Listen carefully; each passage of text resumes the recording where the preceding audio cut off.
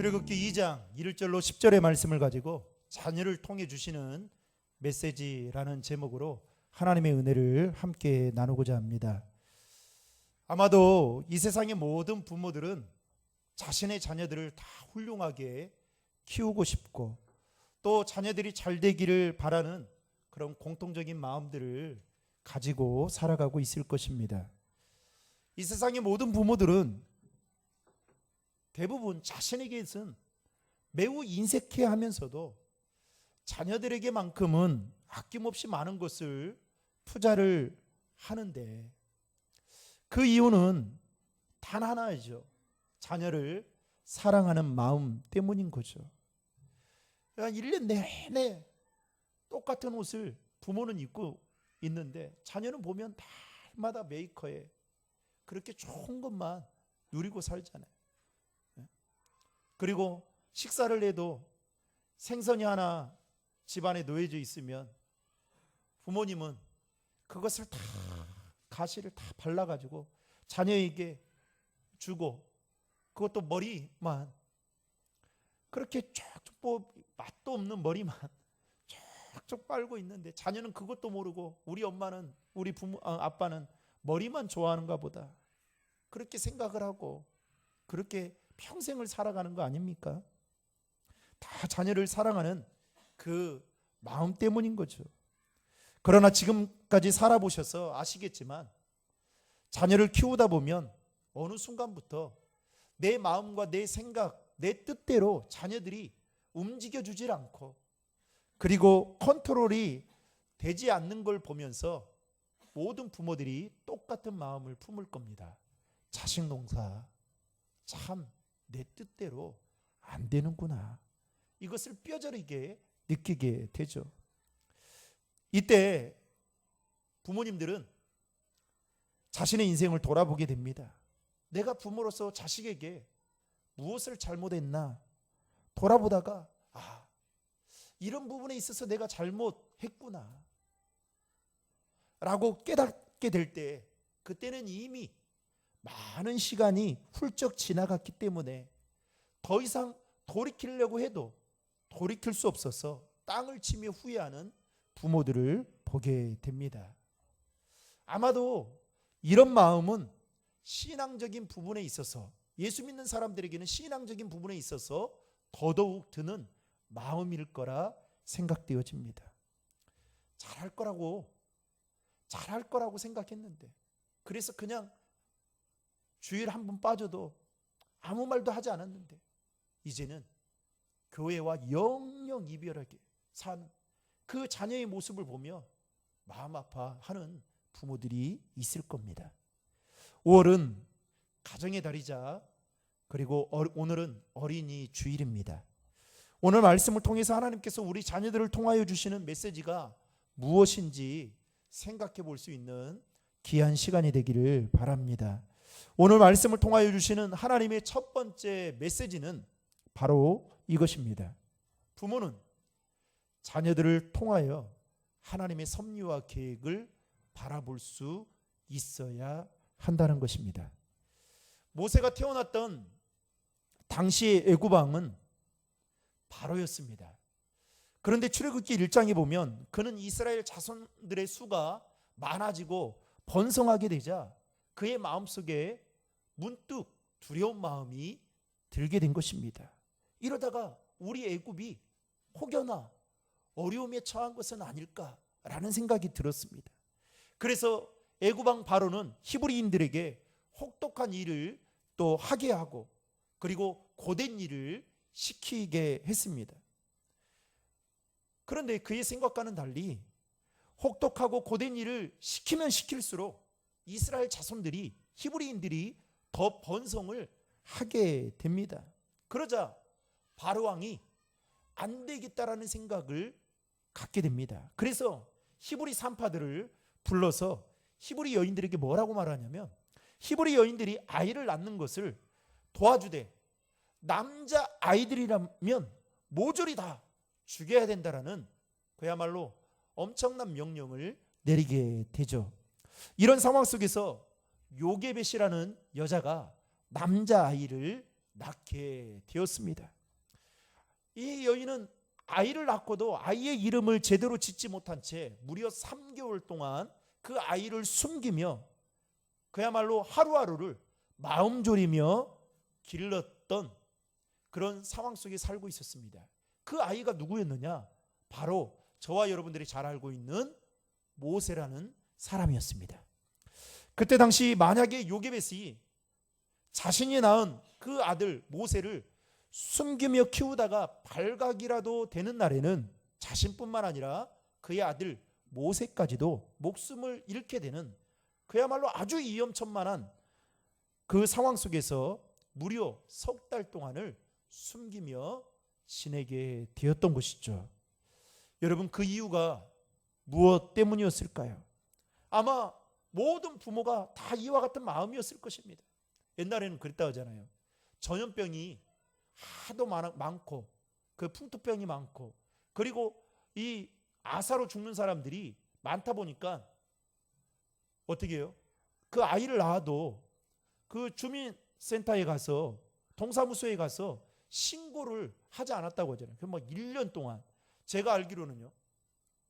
제가 사역을 할 때 그 이제 임직식을 하게 되는데 임직식을 하면 그분의 그 주민등록증에 있는 그것이 교회에 임직받고 그리고 은퇴할 때 그 똑같아야 되거든요.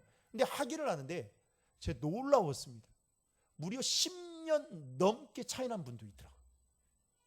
10년 넘게. 그러니까 그 부모의 마음이 어떻겠냐고. 나도 누군가의 축하도 못 받고 이 아이를 신고도 할 수 없는 그런 상황. 참 부모로서 마음이 아팠을 거라고 생각합니다. 그런데 이 요게벳이 모세라는 이 똑똑거비 같은 아들을 낳았을 때 얼마나 기뻤을까요? 그런데 무려 3개월 동안 숨겼던 이유는 상황도 상황이지만 그는 모세가 장차 이스라엘 민족의 지도자가 될 것이다라는 하나님의 놀라운 섭리와 계획을 보았기 때문이었습니다. 상황적으로 볼 때 요게벳은 모세를 언제까지 자기 품에 둘 수 없었기 때문에 어쩔 수 없이 모세를 갈대 상자에 담아서 나일 강가에 띄우게 되었던 것이죠. 사랑하는 아들을 어쩔 수 없이 갈대 상자에 담아 나일 강가에 띄웠을 때 그 마음이 어땠을까요? 이제 그의 손을 떠나 갈대 상자에 있는 모세의 인생이 앞으로 어떻게 될지, 혹시 바다의 동물인 악어나 하마의 공격을 받는 건 아닌지, 아니면 거센 강물에 휩쓸려 어디론가 표로 없이 떠내려가서 아니면 갈대 상자가 뒤집혀지거나 어딘가에 부딪혀서 이 아이가 죽는 건 아닌지 여러 가지로 마음이 쓰였을 것입니다. 아마 요게벳은 모세를 갈대 상자에 띄워 보내고 나서 한없이 그 자리에 주저앉아 울고만 있었을지도 모릅니다.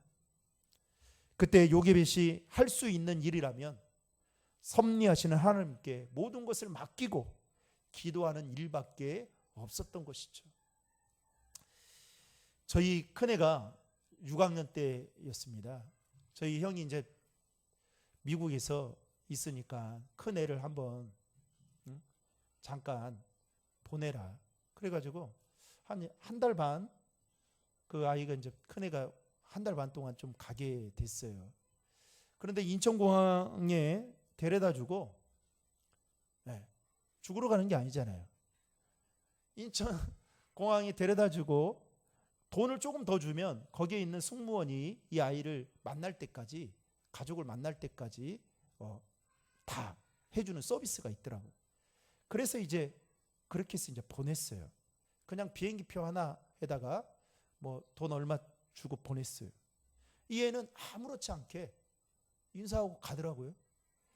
그런데 저하고 집사람하고 그 애를 보내고 집으로 오는 내내 서로 말은 못하고, 저는 운전하면서 눈물을 흘리고 집사람은 방에 들어가서 얘 방에 그 모습을 보면서 군대 간 것도 아닌데 그러게 울더라고요. 그래서 이게 바로 부모의 마음이구나 라는 생각이 들었습니다. 요게벳의 마음 여러분 어땠을까요?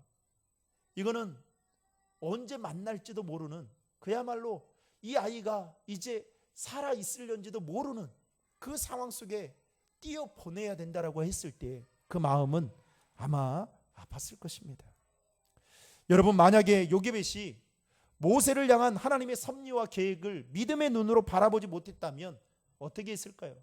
아마도 자신이 처한 그 상황에 신세 한탄만 하다가 좀 불행한 생각을 했을 겁니다.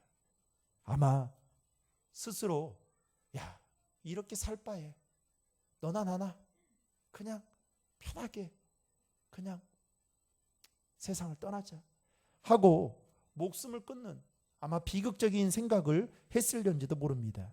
어쨌든 요게벳은 상황도 상황이었지만 그는 믿음의 눈으로 모세를 향한 하나님의 섭리와 계획을 바라보았다는 것입니다. 사랑하는 성도 여러분, 하나님은 저와 여러분의 가정에 자녀를 기업의 선물로 주셨습니다. 이것은 당연한 것이 아니라 하나님의 은혜이죠. 더더군다나 요즘처럼 불임이 많은 이때에 여러분 자녀를 이렇게 1명, 2명, 3명, 4명 자녀를 하나님이 주신 것은 전적인 하나님의 은혜입니다. 여러분 그렇게 인정하십니까? 이 사실을 믿고 인정하는 성도라면 자녀들을 믿음의 눈으로 바라볼 수 있어야 한다는 것입니다. 설령 지금 자녀들의 모습이 내 마음에 들지 않더라도 말입니다. 여러분 우리 속담에 자다가도 부모 말을 들으면 뭐 얻어먹는다고요? 떡 얻어먹는다라는 말이 있죠. 내가 힘들게 갖고 낳은 자녀이지만 이 자녀를 보면 누구를 닮아서 그런지 엄마는 아빠 닮았다라고 하라고, 아빠는 엄마 닮아서 그런다고 하면서 서로 어떻게 해요? 말로 상처를 주면서 왜 이렇게 말을 듣지 않고 속을 썩이는 건지, 때로는 그 모습에, 자녀들의 모습에 부모들은 답답해한 나머지 말로 상처를 줄 때가 있습니다. 저 역시도 목사이긴 하지만 부모로서 성숙하지 못해서 자녀들에게 때로는 상처 아닌 상처를 줄 때도 참 많았던 것 같습니다. 그럴 때 여러분 우리가 잊지 말아야 할 한 가지 사실이 있습니다. 그것은 바로 자녀는 하나님이 저와 여러분의 가정에 주신 기업의 선물이다 라는 것과 함께 그것을 믿고 인정한다면 그 자녀를 이제는 믿음의 눈으로 바라보고 사랑과 믿음으로 대하고 축복의 말을 해줘야 한다라는 것입니다. 그게 바로 믿음의 성도들이 자녀들을 대해야 하는 마음인 것이죠. 오늘 이 시간 저와 여러분에게 이 마음이 있기를 주님의 이름으로 축복합니다. 오늘 말씀을 통하여 주시는 두 번째 하나님의 메시지는 바로 이것입니다. 부모는 부모로서의 책임은 무엇인지를 반드시 알아야 한다는 것입니다. 그 책임은 무엇일까요? 바로 자녀들을 신앙으로 교육시켜야 한다는 것입니다. 오늘 1절 말씀을 보면 모세의 부모인 이 아므람과 요게벳은 어디 지파 사람이었냐면 레위 지파 사람이었습니다. 당시 이스라엘의 12지파 중에 레위 지파는 어떤 지파였느냐? 여호와 하나님에 대한 경건한 신앙을 조상 때부터 물려받아서 그 신앙을 그대로 지켰던 지파가 바로 레위 지파였습니다. 그래서 레위 지파는 기업이 없습니다.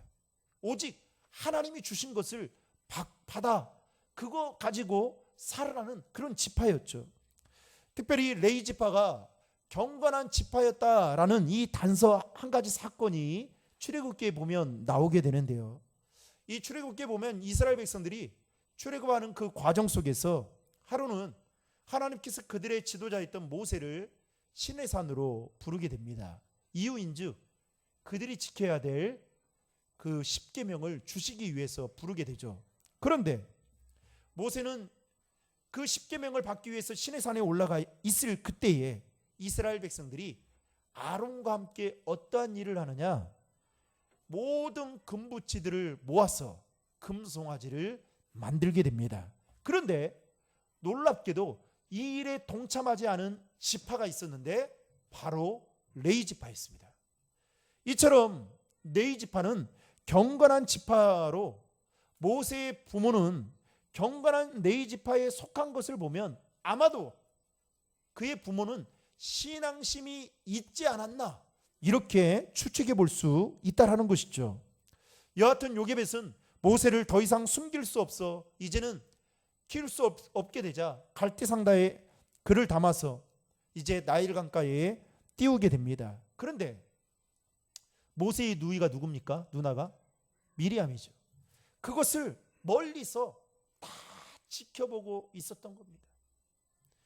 그리고 바로의 딸이 목욕을 하러 어느 날 나오던 중에 모세가 있던 그 갈대 상자를 우연히 보게 됩니다. 이를 지켜보고 있던 모세의 누이 미리암이 그것을 바로의 딸에게 유모를 구해주겠다라고 제안을 하고 그 부탁을 받자 미리암이 어떻게 합니까? 모세의 친어머니 요게벳을 유모로 소개를 시켜주고 그리고 요게벳은 모세를 만남과 동시에 다시 키울 수 있는 은혜를 입게 됩니다.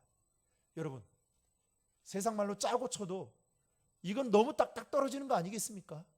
그런데 여러분, 이거를 우연이라고 말할 수 있겠습니까? 다 하나님의 섭리와 계획 속에 이루어진 일인 것이죠. 믿으십니까? 다 하나님의 섭리와 계획 속에 이루어진 일입니다. 아마도 요게벳은 모세를 다시 만나서 그 기쁨도 숨기면서 모세에게 아마도 젖을 물리면서 이렇게 신앙심을 불어 넣어줬을 것입니다. 너는 히브리 자손이다. 네가 이 민족을 애굽으로부터 구해내야 된다 라는 이 말을 수도 없이 그의 귀에 젖을 먹이면서 이야기를 해줬을 것입니다.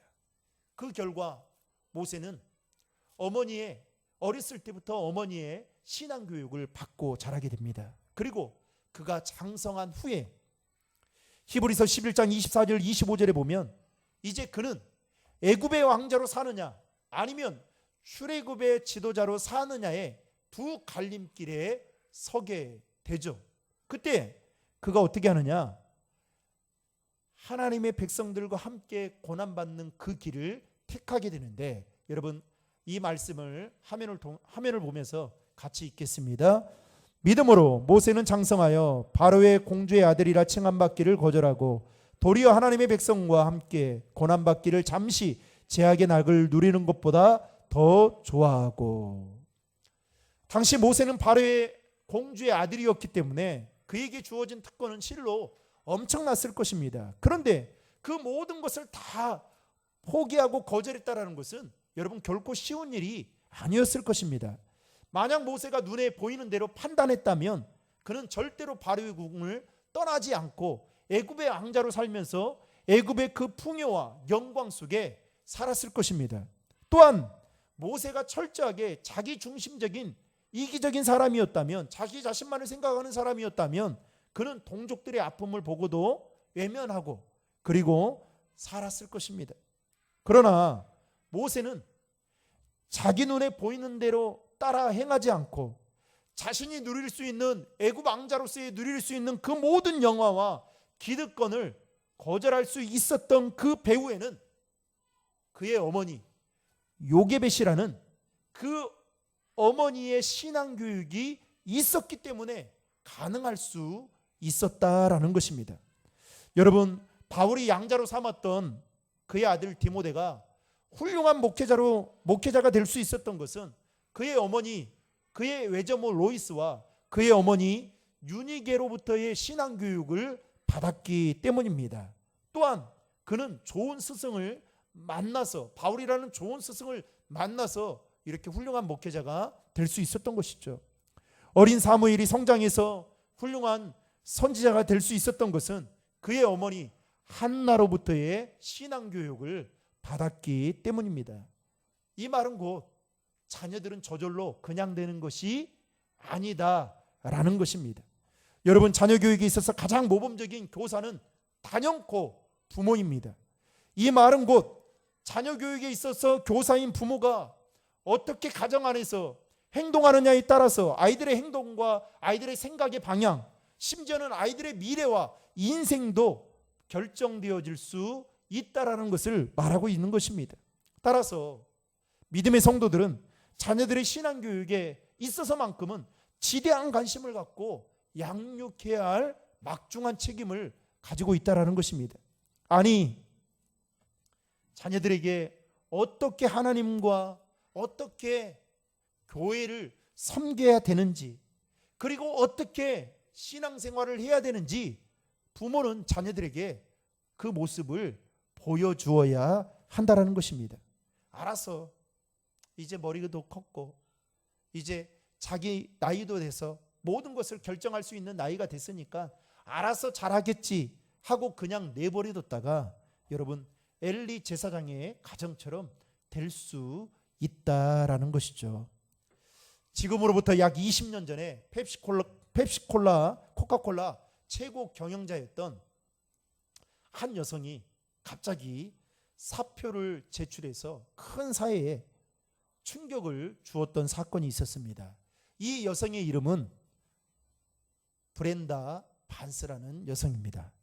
이 브렌다 반스는 경제 전문지가 선정한 세계에서 가장 영향력 있는 여성 경영인으로 탑 10에 들 만큼 세간의 주목을 받고 있었던 사람이었습니다. 그녀는 22살에 남들이 들어가고 싶어 했던 이 코카콜라 이 회사에 입사를 하게 됩니다.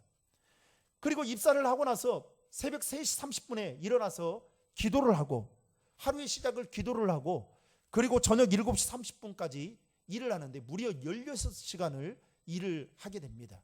이틀치 일을 하게 되는 거죠. 그리고 어느 때에는 한 주일에 3분의 2 이상 집에도 들어가지 않고 회사에서 밤을 새워갈 정도로 그야말로 열정이 넘쳤던 여성이었습니다. 그 모습을 주변 사람들이 보고 높이 평가를 해서 이 브렌다 반스는 44살에 그러니까 딱 20년이 넘는 그 해에 그는 젊은 나이에 펩시콜라라는 그야말로 최고의 경영자 자리에 이제 앉게 됩니다. 그가 최고의 경영자 자리에 CEO 자리에 앉게 되었을 때에 이 펩시콜라는 창업 이래에 최고의 매출을 올리게 되는데 연 매출이 77억 3천만 달러, 우리나라 돈으로 약 하나로 말하면 8조 원에 가까운 실적을 올리게 됩니다. 그리고 순수익만 1조 3천억 원을 남기는 엄청난 재정 흑자를 기록하게 됩니다. 그러면서 이 브렌다 반즈는 미국의 여성들 중에서 가장 연봉을 많이 받는 사람이 됩니다. 그랬던 그녀가 어느 날 갑자기 사표를 제출하고 그리고 평범한 가정주부로 돌아간 사건이 세간의 화제가 되었습니다. 그래서 이 신문 기자들이 그녀의 집에 찾아와서 무슨 이유 때문인지 정확하게 알고 싶어서 그녀를 만나서 물었습니다. 그때 그녀는 자신을 둘러싸고 있는 신문 기자들에게 이렇게 말했다고 합니다. 전 지금 그동안 다녔던 회사에 아무런 미련도 없습니다. 회사는 내게 보물이 아닙니다. 제 인생의 가장 큰 보물은 하나님께서 저에게 주신 3명의 자녀입니다. 그동안 회사 일로 바쁘다는 이유로 하나님께서 저에게 보물로 주신 아이들을 방치해 둔 것이 제 인생에 있어서 가장 후회가 되고 마음이 아픈 일입니다. 어느 날 문득 이런 생각이 들었습니다.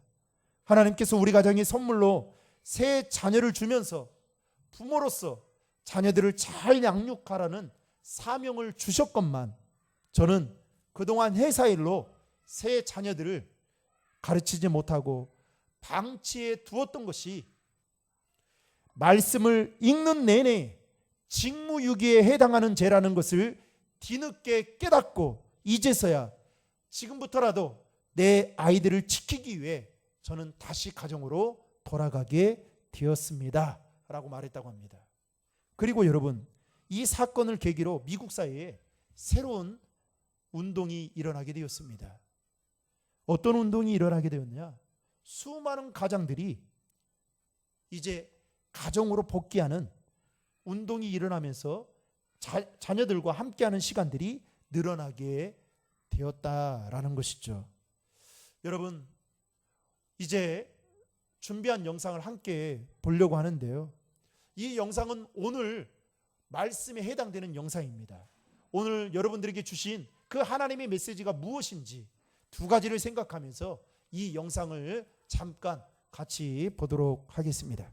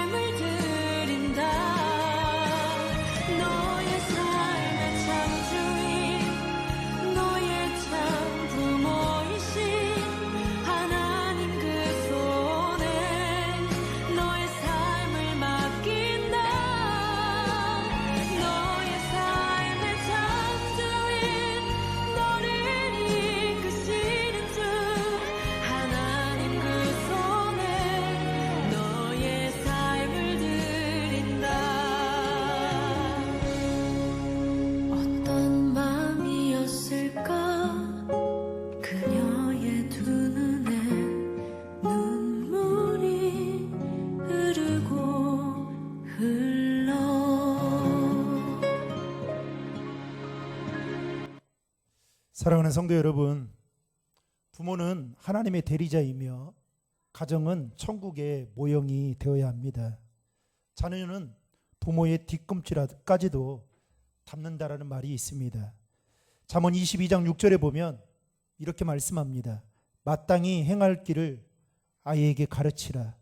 그리하면 늙어도 그것을 떠나지 아니하리라.